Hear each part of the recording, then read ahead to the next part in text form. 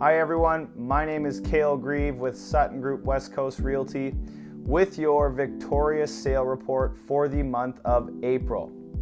Now if you haven't already, give me a like and a follow on Instagram, somewhere right around here, where I'll be posting this video along with other relatable content that hopefully you find valuable. So as usual, I'm going to talk about the stats from last month and compare those year over year. So we'll be looking at April stats compared to April of 2018. Okay, so property sales were actually down 10% in the Greater Victoria region last month with 696 units sold. That's almost a 9% increase from the sales that took place in March.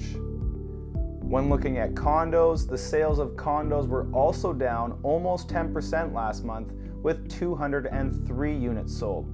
That is, however, a 3.6% increase from the sales that took place in March.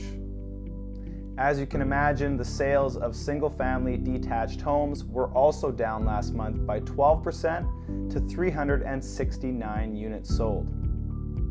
So we are seeing a bit of a pattern here when looking at the stats year over year.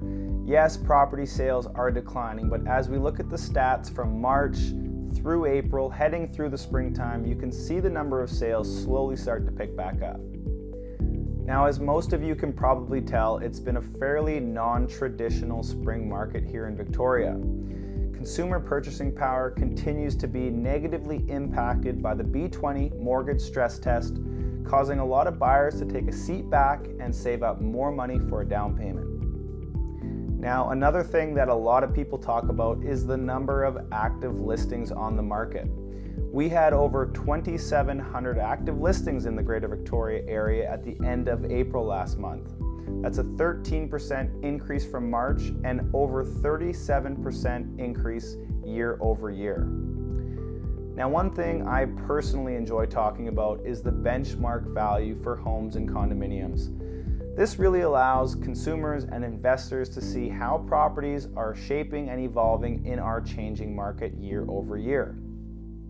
So the benchmark value for a single-family detached home decreased last month by 3.4% from $874,000 down to $845,000 year over year. Now, on the other hand, when looking at the benchmark value for condos, they actually increased by 1% year over year from $506,000 up to $511,000. So prices have remained relatively flat and are projected to stay that way. We are, however, still seeing multiple offer situations when that right property does become available, so it's a good time to chat with a realtor about buying or selling in our evolving market. I hope you got some value out of this today. Reach out with any questions as always. Have a great day and we'll talk to you soon.